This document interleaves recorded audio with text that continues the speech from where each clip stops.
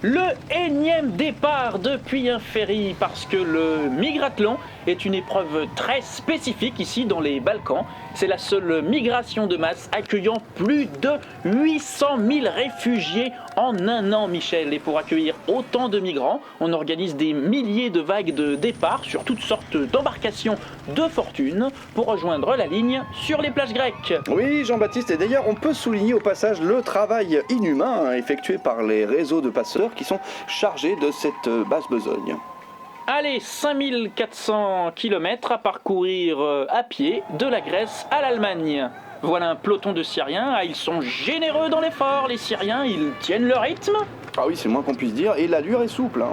Une participation record des Syriens cette saison grâce aux motivations exceptionnelles qu'ont trouvées les dictateurs et fondamentalistes de la région. Bombardements chimiques et tortures côté Bachar al-Assad, décapitation, viols, charia et malades mentaux poussés aux attentats suicides côté Daesh.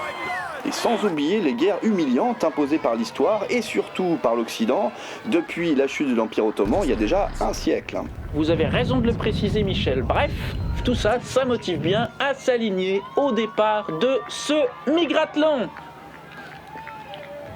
On revoit d'ailleurs ici le signal de départ tiré par les bombardements russes sur les derniers civils syriens qui hésitaient à partir. Allez, jetons un œil sur le parcours, sur ces images majestueuses. Enfin, les parcours, puisque les migrants ont le choix entre différentes routes pour éviter les pays les plus hostiles. Et voilà justement Viktor Orban, Premier ministre nationaliste et populiste de Hongrie, qui lance l'épreuve d'obstacles à mi-parcours au kilomètre 2600 avec une magnifique clôture barbelée qui ferme la frontière avec la Serbie, ici en rouge, puis avec la Croatie dans la foulée, aidé dans cette tâche par des journalistes d'extrême droite qui font de méchants croche-pattes aux coureurs.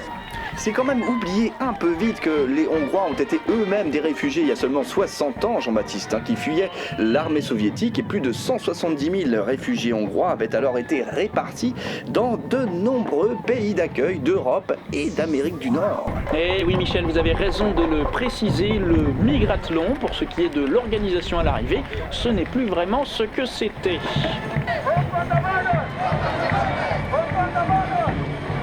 Alors regardez le Syrien Mahmoud qui accélère ici avec le dossard. Ah non, pas de dossard, non. Il n'a pas dû être enregistré par les autorités. Une erreur sans doute. Mahmoud de Moatsatem, on le rappelle, qui fait ses débuts chez les Handi réfugiés après avoir perdu une jambe dans un bombardement à Alep en 2014. Mais il est en forme, Mahmoud, il a 23 ans, il est généreux dans l'effort, il se dit que la prochaine frontière n'est pas loin, il pense à sa famille bien sûr, éparpillée entre la Syrie, le Liban et la Jordanie, mais il garde le rythme, il garde l'espoir, Michel, et le courage, il nous impressionne Mahmoud, oui, vraiment, bravo à lui, bravo à lui. Vraiment, bravo. Et ça accélère sérieusement derrière, kilomètre 231 avant Vienne.